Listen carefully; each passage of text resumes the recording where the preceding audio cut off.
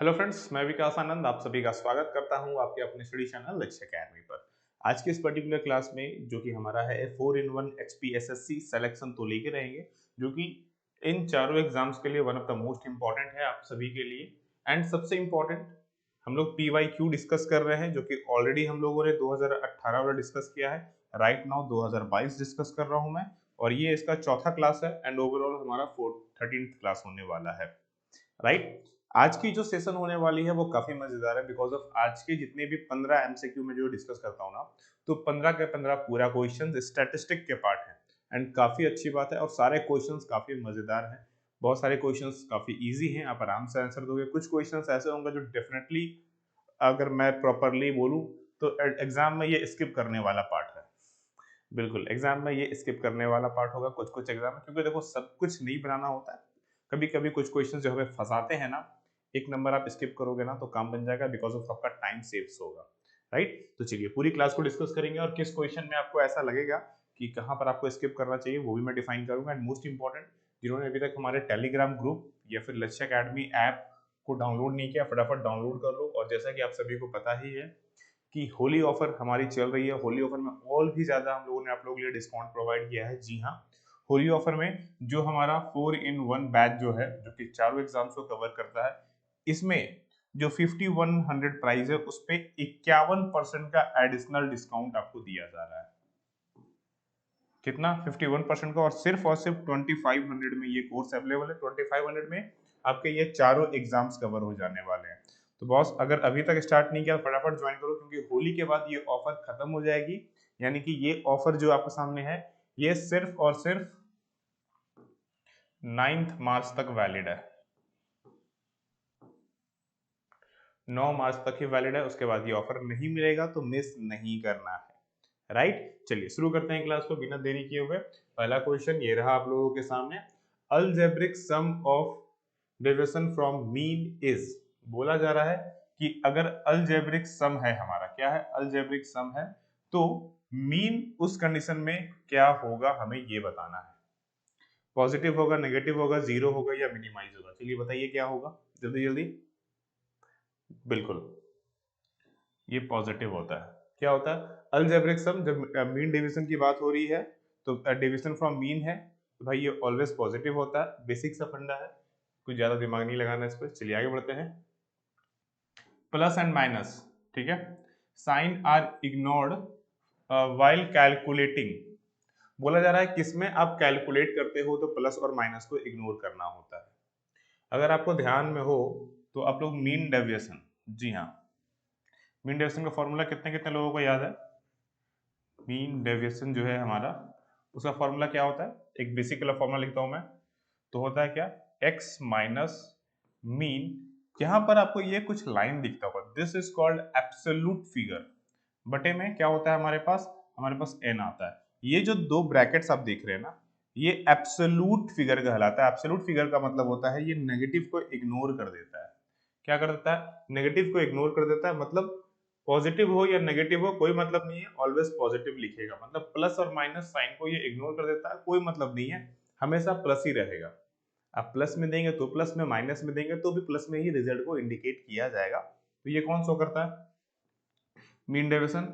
फॉर्मूले में ही ये चीज हम लोग देख लेते हैं, फॉर्मूले में ये चीज मिल जाता है। ये जो सिंबल्स है ये किसको दिखाता है? Positive science only. इसको माइनस से कोई मतलब नहीं है, ठीक है। लाइक एग्जांपल के लिए मान लो आपका मीन आ रहा है, मीन एक्स जो है वो 2 है, और मीन डेविएशन जो मीन आ रहा है वो मान लो 5 है। तो नॉर्मली क्या लिखते हैं हम लोग? -3 लिखते हैं। लेकिन जब ये ब्रैकेट मिल गया ना हमें, तो सिर्फ और सिर्फ 3 लिखेंगे, कोई माइनस नहीं लिखेंगे, फर्क नहीं पड़ेगा। ठीक है, ये याद रखना है। चलिए आगे बढ़ते हैं। Dispersion is a measure of variation of items, who said it. भाई ये बताओ किसने कहा था कि जो डिस्पर्सन है वो मेजर करता है क्या? वेरिएशंस ऑफ आइटम्स को। किसने कहा था ये तो बहुत इजी है। बेसिक फॉर्मूला जब आप मेथड डिस्पर्सन पढ़ते हो उसमें हम लोग ये चीज आपको सिखा देते हैं। कौन थे भाई? कॉर्नर ने कहा था इसको, ठीक है। राइट, चलिए देखो कुछ कुछ इजी पार्ट है, जैसे मैंने बोला ना, कुछ कुछ इजी भी होंगे और कुछ कुछ आपको थोड़ा सा टफ भी मिलेंगे, तो आपको दोनों ध्यान में रखना है। चलिए इसको देखते हैं क्या है। Bivariate correlation is also known as, variate correlation को और किस नाम से जाना जाता है, क्वेश्चन में हमें ये बताना है। अच्छा भाई वेरिएट कोरिलेशन होता क्या चाहिए, सबसे पहले वो समझते हैं। भाई वेरिएट कोरिलेशन कहने का मतलब हो गया दो डाटा के बीच में, जब दो डाटा के बीच में आप संबंध स्थापित करने की कोशिश करते हैं उसे कहते हैं। तो सर कोरिलेशन में भी तो वही होता है, बिल्कुल वही होता है। सबसे अच्छी बात तो यही है, इसे सिंपल कोरिलेशन इसलिए तो बोलते हैं। कोरिलेशन का काम क्या है, कोरिलेशन का काम है कि दो डाटाओं के बीच रिलेशन स्थापित करना। इट मींस फॉर एग्जांपल के लिए ये एक हमारे पास लाइन है और इसके बीच में जो डाटा है वो किस तरह से क्या कर रही है, रिले कर रही है, किस तरह से आगे पीछे मतलब वर्क कर रही है, रिलेशन किस तरह से बना रही है, हम उसको कैलकुलेट करते हैं, राइट।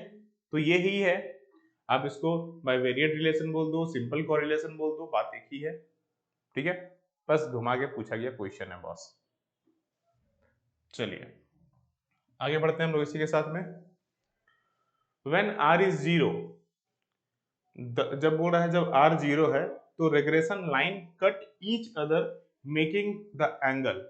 बोला जब जा रहा है जब r जीरो होगा तो रिग्रेशन लाइन आपस में एक दूसरे को किस एंगल पर कट करेंगे। बड़ा बढ़िया क्वेश्चन है। देखो ये अगर यहाँ पर देखा जाए तो यहाँ पर क्या दिया हुआ है, r अगर जीरो, जब r जीरो होता है तो सबसे पहली जो प्रॉपर्टी होती है वो ये होती है कि जो वेरिएशंस होगा, जो वेरिएबल होगा हमारा,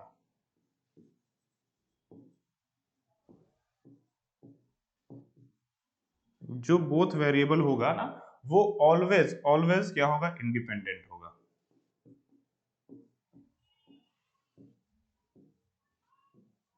क्या होगा, इंडिपेंडेंट होगा।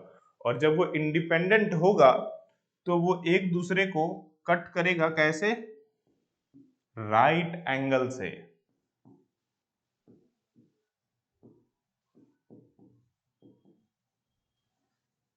राइट एंगल से लाइक दिस, यहां पर कट करेगा बॉस, ये वाले पोर्शंस में कट करेगा वो।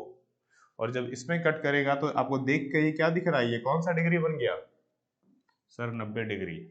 जब r जीरो है तो दोनों जो वेरिएबल होगा वो इंडिपेंडेंट होगा, और इंडिपेंडेंट होगा तो कट करेगा जीरो से। तो यहाँ कुछ बेसिक चीजें आपको जो मिल गई, सबसे पहला रिग्रेशन लाइन। अच्छा रिग्रेशन लाइन होता क्या चाहिए, सबसे पहले वो समझो।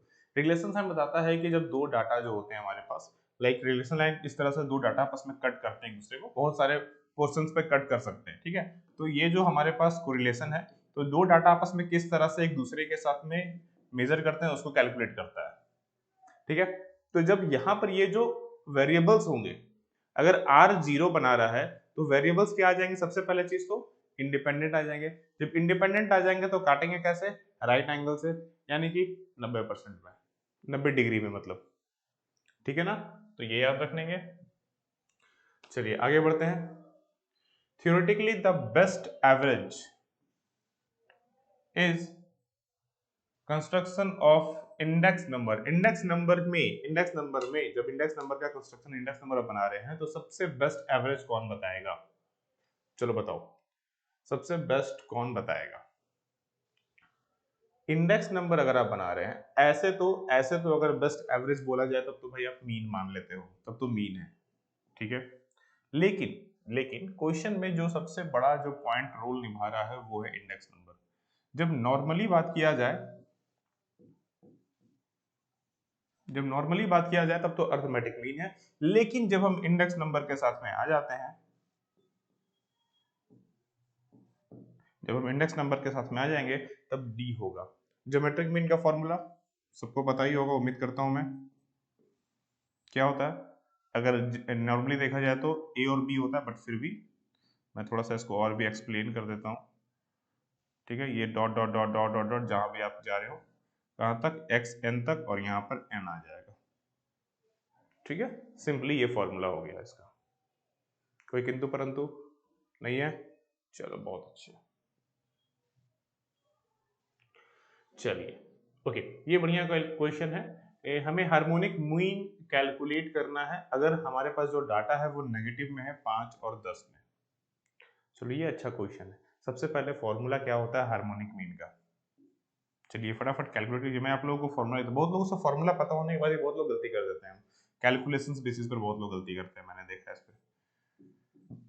1/a प्लस 1/b, ये जितना भी होगा उतना चलेगा ये, ठीक ठीक है।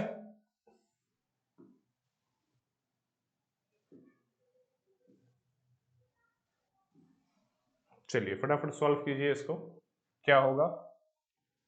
चलो मैं सॉल्व करता हूँ, तब तक आप लोग भी फटाफट सॉल्व करो। यहाँ पर क्या हो जाएगा, -1/5 प्लस -1/10। देखो प्लस माइनस माइनस ही हो जाएगा, और दोनों का एलसीएम लेंगे तो एलसीएम हमेशा 10 आएगा। यहाँ पर कितना हो जाएगा, 2 माइनस में और माइनस में 1 यहाँ पर आ जाएगा, और ऊपर में तो 2 है ही मेरे पास। ये नीचे वाला ऊपर चला जाएगा, 2 से मल्टीप्लाई हो जाएगा, तो कितना हो जाएगा, 20 हो जाएगा। और ये प्लस, ये माइनस माइनस प्लस हो जाएगा तो 3 हो गया, और माइनस में सिंबल रहेगा तो माइनस इधर ले आओ। तो आंसर तो यही हो गया, बट आंसर इसमें है नहीं, तो आप इसको डिवीजन दे दो। 6 तिया 18, 6 तिया 18, 6 6 6 6 6, भाई इस तरह चलते रहेगा। तो कौन सा दिख रहा है आंसर में, अच्छा ये माइनस में भी है, तो माइनस में भी लगाना मत भूलना भाई। तो ऑप्शन नंबर ए। कितने मेहनत लगे, कुछ नहीं, मिस्टेक्स नहीं करना। अच्छा बहुत लोग यहाँ पे कंफ्यूजन में है, भाई ये वाला इससे गुना होगा, याद रखना।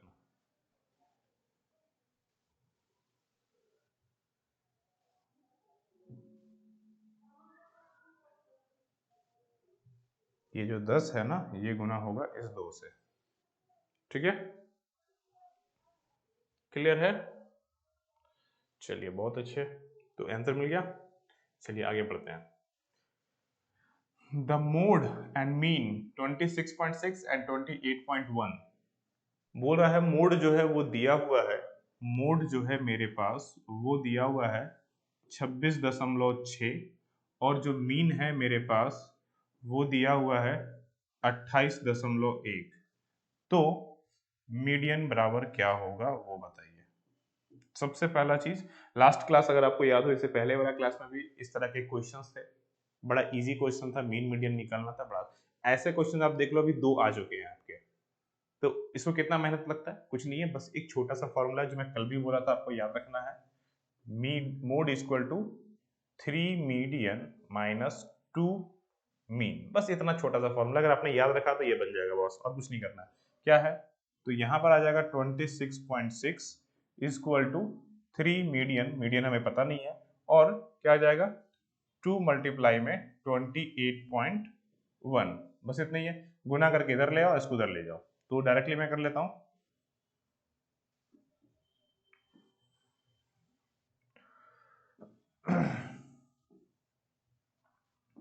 56.2 प्लस 26.6 बटे में 3, समझ में आ गया। ये इधर आ गया गुना होकर के, और ये 3 नीचे डिवीजन में आ गया, और कुछ नहीं हुआ है अभी यहाँ पर। तो कितना आ जाएगा, इसको ऐड कर दो। 8 दूना, ठीक है। चलिए इसको ऐड कर लीजिए फटाफट।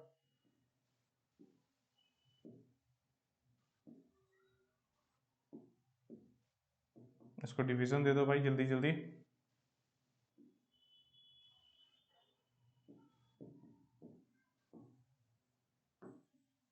Option number A, option number A, right. कुछ लगा, कुछ नहीं है, सिंपल सा पार्ट है, बस थोड़ी सी ध्यान देनी होगी।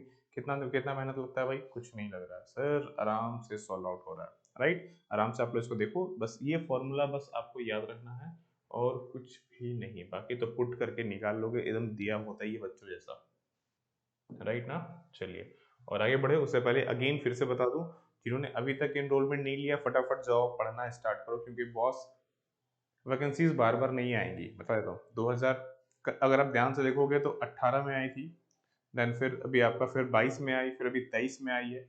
बॉस मौके बार बार नहीं मिलते हैं, मिल रही है तो इसको ग्रैब कर लो, पकड़ लो, ठीक है। एंड सबसे इंपॉर्टेंट चीज, यहाँ सिर्फ कॉमर्स वालों के लिए ही जगह होता है, तो कॉम्पिटिशन ऐसे ही कम हो जाता है, तो इस चीज का बेनिफिट उठाइए, राइट। चलिए आगे बढ़ते हैं, अगले क्वेश्चन की ओर आगे बढ़ते हैं। ओके अगला क्वेश्चन है हमारे पास, the mean of 100 item is 80। बता रहा है कि जो मीन है वो 100 आइटम का 80 है। By mistake one item as 92 instead of 29। बोला जा रहा है जो मीन है 100 आइटम का वो 80 है, और हमने 29 के जगह में गलती से 92 ले लिया है। मीन का फॉर्मूला क्या होता है? मीन का फॉर्मूला अगर हम लोग माने तो टोटल, या सम ऑफ नंबर लिखो ज्यादा अच्छा लगेगा, ठीक है, सम ऑफ नंबर बटे में नंबर, बस यही होता है हमारे पास। अब इसी फॉर्मूले के अकॉर्डिंग में हम लोग पुट करना शुरू करते हैं। मीन कितना दिया हुआ है? मीन दिया हुआ है मेरे पास 80, और सम हमें पता नहीं है तो भाई मैं फिलहाल केवल सम लिख देता हूँ, ठीक है। और नंबर कितना है? नंबर है मेरे पास 100, यानी कि सम जो है वो कितना आ गया? 8000। कोई दिक्कत यहाँ तक? तो कोई दिक्कत नहीं होगा मेरे ख्याल से। अच्छा, अब एक चीज बताओ यहाँ पर सिंपली, अब यहाँ पर एक चीज सिंपली है, हमने 29 की जगह में 92 लिख दिया, मतलब जो ये तो रॉन्ग सम हो गया, ये तो रॉन्ग सम हो गया। तो अगर हम इसको करेक्ट करें, ठीक है ना, तो अगर हम निकाले करेक्ट सम, अगर हम निकालना चाहे तो क्या आ जाएगा? तो हम 8000 में से क्या कर सकते हैं? पहले तो 92 को घटा सकते हैं और फिर 29 को जोड़ देंगे। यही करना है। चलो फटाफट करो।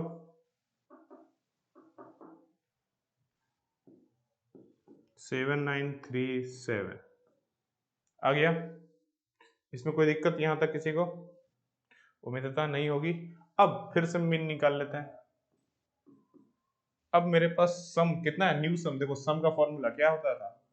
7937 और बटे में नंबर, नंबर कितना है? 100, वो तो वही रहेगा, वो तो नहीं बदलेगा। तो कितना आ गया? 79.37। कहाँ पर है? डी में। देखो ऐसे ऐसे मीन, ऐसे ऐसे स्टैटिस्टिक के क्वेश्चंस आते हैं। इजी है, अभी तक आप कैलकुलेशंस पर ही आ रहे हैं, बट इजी कैलकुलेशंस है, कोई टफ वाला कैलकुलेशन नहीं है, एकदम बच्चों वाला पार्ट था। जो गलती थी जो कर रहे थे वो ज्यादातर, जैसे कि वो r इक्वल टू 0 जहाँ पर 90 डिग्री वाला था, वहां पर बहुत सारे स्टूडेंट ने गलती किया था एग्जाम में, क्योंकि ऑलरेडी ये एग्जाम हम लोग ऑलरेडी कवर कर चुके हैं। आपको पता होगा कि इस टाइम हमारी फोरटास्टिक बैच चल रही थी, राइट। जो पिछले साल जिन्होंने हमारे से जो जॉब लिए हैं, जो ऑलरेडी सिलेक्शन में आज जो जॉब कर रहे हैं, उनको पता है ये बात कि हमने आपको पढ़ाया था। फोरटास्टिक बैच उस समय हमारी चल रही थी, और उसमें सिंगल सिंगल बैच थी, जेओ की अलग थी, बाकी चीजों की अलग थी, उसमें केवल जेओ वैकेंसीज थी, ठीक है। और अभी क्या है, हम लोग ने 4 in 1 चारों को कंबाइंड करके बना दिया है बॉस आपके लिए, ताकि आपको बार बार मेहनत ना करना पड़े, एक ही बार में काम चल जाए आपका, ठीक है। तो जो ऑलरेडी पहले में, तो उनको पता है कि ये सब क्वेश्चन उनके लिए बच्चा था, क्योंकि ऑलरेडी हमने ये सब चीजें उनको पढ़ाई है, ठीक है। चलिए आगे बढ़ते हैं। Find the value of determinant. Okay, हमारे पास डिटर्मिनेंट की वैल्यू दी गई है, आपको उसको कैलकुलेट करना है। चलिए फाइंड द वैल्यू। डिटर्मिनेंट्स की वैल्यू कैसे निकलती है? करना कुछ नहीं है भाई, इन दोनों को गुना करो और इन दोनों को गुना करो और घटा दो, मतलब 2 गुने में 4 घटा दो 4 गुने में 3, यानी कितना आ जाएगा? ये 8 आ जाएगा। ये 4 तिया 12, माइनस और माइनस प्लस 20। कितनी देर लगे बनने में? कुछ नहीं लगा। कितनी देर लगे बनने में? कुछ नहीं, एकदम बच्चों का खेल था, आराम से बन गया। ये आप भरबली कैलकुलेट कर सकते थे, है कि नहीं? चलिए अगला, the function f x equal to x square minus 9 x बटे में x minus 3 is discontinuous at. बोला जा रहा है कि भाई ये एक फंक्शन है। देखो इससे क्वेश्चंस को बनाने का आसान तरीका है कि यहाँ जो वैल्यूज दिए गए हैं इसको पुट करके देख लो। चलिए पहला पुट करते हैं हम लोग। क्या दिया हुआ है हमारे पास? एक्स स्क्वायर माइनस 9 बटे में एक्स माइनस 3, ठीक है। अब हम लोग पुट करते हैं वैल्यू। क्या पुट करने जा रहे हैं हम लोग? ये 3 वाला पुट करते हैं, ठीक है। एक्स का जगह में क्या आ जाएगा? 3 का स्क्वायर माइनस 9 और नीचे 3 माइनस 3, ऊपर में क्या आ गया हमारे पास? 9 माइनस 9 बटे में 3 माइनस 3, यानी कि 0 बटे में 0। डिसकंटिन्यू इसी से होगा, मिल गया आंसर। भाई आगे मेहनत भी नहीं करनी पड़ी, एक ही से काम चल गया हमारा। एक ही को चेक करने से मेरा काम चल गया, बाकी को हमें चेक भी नहीं करना पड़ा। तो एक फायदा मिल गया हमें, राइट। इजी पार्ट था, डायरेक्टली बन गया आपका। चलिए बहुत अच्छे, आगे बढ़ते हैं इसी के साथ में। हाँ देखो, ये ऐसा क्वेश्चन है जिसको मैं एडवाइस दूंगा कि आपको स्किप करना चाहिए, क्योंकि ये वाकई में मजेदार क्वेश्चन है तो मजेदार, अगर जिसने डिमांड फंक्शंस को बहुत अच्छे से डीपली तौर पर पढ़ा होगा। ये आपका रियलिटी में पीजी में भी बहुत ही यूनिक, मतलब ये यूजीसी में पूछे जाने वालों में से एक है, स्पेशली यूजीसी में। ठीक है, ये उस लेवल का क्वेश्चन है। क्यों मैं ऐसा बोल रहा हूँ, तो इसको सॉल्व करके देखते हैं क्या है, क्या चीजें हैं, पहले एक बार अच्छे से समझेंगे। ठीक है, हमारे पास क्या है, give the demand function q is equal to 100 minus 2p minus 2p square, the elasticity of demand at p equal to 10, यानी कि प्राइस जो है 10 दिया हुआ है, इलास्टिसिटी ऑफ डिमांड हमें कैलकुलेट करना है। क्या निकालना है, इलास्टिसिटी ऑफ डिमांड निकालना है। सबसे पहले तो हम यहाँ पर Q निकालने की कोशिश करते हैं।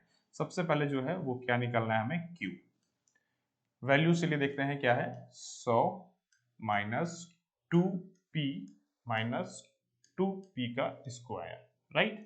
तो यहाँ पर कितना आ जाएगा, 100 माइनस 2 गुने में 10 माइनस 2 गुने में 10 का स्क्वायर, ये वैल्यू आ गई हमारे, और कुछ तो नहीं आएगा। यहाँ आ गया 100, यहाँ आ गया 20, यहाँ आ गया 100 और 2 200। अब ये दो माइनस माइनस प्लस हो जाएगा तो 220, और यहाँ पर क्या, तो माइनस 120। देखो यही सबसे बड़ा ट्विस्ट है इसका, यही सबसे बड़ा ट्विस्ट है, मैं इसीलिए बोल रहा था ये सबसे बड़ा ट्विस्ट है, क्योंकि जो क्वांटिटी ऑफ डिमांड है वो नेगेटिव में आ गया है। जो क्वांटिटी ऑफ डिमांड है वो नेगेटिव में आ गया है, इसका मतलब क्या होता है पता है, इट मींस अगर हम ये बोला जाए कि price of quantity demand is negative, अगर नेगेटिव है इसका मतलब ये हुआ कि ये जो प्राइस है इस क्वांटिटी डिमांड को जस्टिफाई नहीं कर रहा है। क्या नहीं कर रहा है, जस्टिफाई नहीं कर रहा है। अब अगर इसको जस्टिफाई करवाना है तो इसको पॉजिटिव चाहिए, पॉजिटिव चाहिए तो हमें कुछ एजम्पशन लेने होंगे, हमें कुछ एजम्पशन लेने होंगे, एजम्पशन के बेसिस पर इसको सॉल्व करना होगा, तब जाकर के आंसर आएगा। एजम्पशन क्या लेना होगा, तो हम यहाँ जो एजम्पशन ऑफ द क्वेश्चंस लेंगे, यहाँ पर जो हमारा बेसिक एजम्पशन आएगा, तो पहला जो एजम्पशन पे हम लोग लेंगे वो क्या लेंगे, हम लोग यहाँ पर demand quantity into demand by price equal to, ये हम लोग मान के चलेंगे क्योंकि नेगेटिव रिजल्ट आ रहा है, तो -2 माइनस 4p, ये हम लोग मान के चलेंगे। पहला बेसिक एजम्पशन हमारा यही होगा, ये एजम्पशन हो गया हमारा। क्यों, क्योंकि हमें पॉजिटिव रिजल्ट चाहिए, हम इसको नेगेटिव है तो नेगेटिव में तो बनना नहीं है, तो नेगेटिव भाई इस प्राइस को जस्टिफाई नहीं कर रहा है 10 रुपए को, मतलब यहाँ पर हमें चेंजेस की नीड है, और अगर नहीं तो एडजस्टमेंट की नीड है। एडजस्टमेंट के लिए हमने इसमें क्या किया है, चेंजेस किया है, यानी कि जस्टिफाई करवाना है डिमांड इन पॉजिटिव टर्म में। क्या करना है, पॉजिटिव टर्म में जस्टिफाई करना है, तो ये तो बन गई। ठीक है, अब हम लोग फॉर्मूला लिखते हैं भाई, ईडी निकालना है। ईडी मतलब, अब ईडी मतलब क्या हुआ, इलास्टिसिटी ऑफ डिमांड। ठीक है, ईडी मतलब क्या हो गया, इलास्टिसिटी ऑफ डिमांड। कैसे निकलेगा, प्राइस बटे में क्वांटिटी, मल्टीप्लाई कर दीजिए आप इसको किससे, ये जो वैल्यू है D Q by D P simply. अब प्राइस कितना था, प्राइस हमारे पास 10 रुपया दिया हुआ है, क्वांटिटी कितना है -120, ऑलरेडी हम लोग लेकर के आए हैं क्वांटिटी, माइनस में ही लाएंगे, इनटू, अब इस जगह पर हम क्या लिखेंगे, ये वाला वैल्यू, ये वाला जो टर्म है, आप ध्यान से देखना है यहाँ पर, आप यहीं पर समझना है, ये वाला जो आपको वैल्यू दिख रहा है ना, इसमें आपको ये वाला वैल्यू को पुट कर देना है, राइट। यानी कितना आ जाएगा, -2 -4, और p के जगह पे हम लेंगे अगेन 10, p के जगह पे हम क्या लेंगे, अगेन 10, राइट। भाई फटाफट सॉल्व कर लो अब इसको, चलो। तो यहाँ पर क्या हो जाएगा, 10 बटे में, अच्छा 10 को काट देते हैं, अगर यहाँ पर हम लोग इसको काट देते हैं, यहाँ 0 0, अगर 0 0 काट दिया जाए तो क्या हो जाएगा, -12। ठीक है, गुने में यहाँ पर क्या आ जाएगा, ये आ जाएगा 40, और यहाँ पर ये 2 से अगर माइनस माइनस प्लस हो जाएगा तो -42, माइनस माइनस कट गया, 12 से ये भारत भारतीय 36 और इधर बचेगा 6, यानी कि 3.5। 3.5 है क्या वैल्यू? बिल्कुल ऑप्शन नंबर ए। इसीलिए मैंने कहा था कि ये जो क्वेश्चन है वो स्किप करने लायक है। ये मुझे लगता है एग्जाम में मुश्किल से 1% लोगों ने इसको सॉर्ट आउट किया होगा, और आइदर बहुत लोगों ने तुक्का मारा होगा।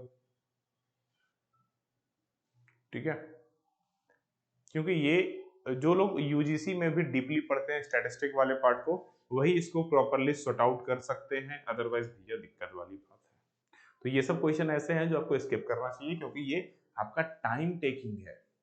क्योंकि आप सोचोगे भाई क्या किया है, क्यों किया है, कहाँ से कौन सा एजम्पशन हमें उठाना है, ये किस एजम्पशन के बेसिस पर है, कैसे नेगेटिव है तो पॉजिटिव के लिए क्या क्या करना होगा, तब जाके। यहाँ तो मैंने आपको शॉर्टकट में समझाया, इसके लिए भी रूल रेगुलेशंस है। ये जो मैंने एजम्पशन डायरेक्टली लिया है, ये भी किसी रूल के बेसिस पर ही लिया है। ये क्वेश्चंस देख करके, जिसमें पिछले साल जब ये आया था ना, तो देख करके ही लगा था कि यार क्या ये सब क्वेश्चन दिया है भाई, ये सब क्वेश्चन तो स्किप करने वाला क्वेश्चन है, सॉर्ट आउट नहीं करने वाला है। देखो, एग्जाम्स आपको पास करने के लिए नहीं लिया जा रहा है, एग्जाम आपको फेल करवाने के लिए। अगर ऐसे क्वेश्चन में आप बैठ के उलझ गए, फंस गए, तब तो आपके एक क्वेश्चन के चक्कर में 10 क्वेश्चन नुकसान हो जाएगा, और वो 10 क्वेश्चन आपको एग्जाम फेल करवा देगा। ये सब क्वेश्चन एकदम लास्ट वालों के लिए है, एकदम लास्ट में टाइम बच गया है, तब बैठ के आराम से इसको अटेम्प्ट करो, कोई हड़बड़ी नहीं है, आराम से बनेगा ये। ऐसा नहीं कि नहीं बनना है भाई, बनेगा, इजी है, ऐसा कुछ थोड़ी है कि नहीं बनना है, ऐसा कुछ थोड़ी कि नहीं बनना है। हाँ, बेसिक नॉलेज बहुत अच्छा चाहिए, तब जाकर बनेगा, और सबसे इंपॉर्टेंट टाइम लेगा। ठीक है, तो इसीलिए इस सब क्वेश्चन को आखिरी में छुइए, ताकि कोई दिक्कत नहीं है, अगर नहीं भी बने तो एक क्वेश्चन छूटा, इसके चक्कर में 10 क्वेश्चन नहीं छूटने चाहिए आपके, वो ध्यान रखने हैं आपको। ठीक है, बस मैं वही बोलता हूँ हमेशा कि एक के चक्कर में 10 ना छूटे। चलिए आगे बढ़ते हैं। The present worth of 169 due in 2 year at 4% compound interest is.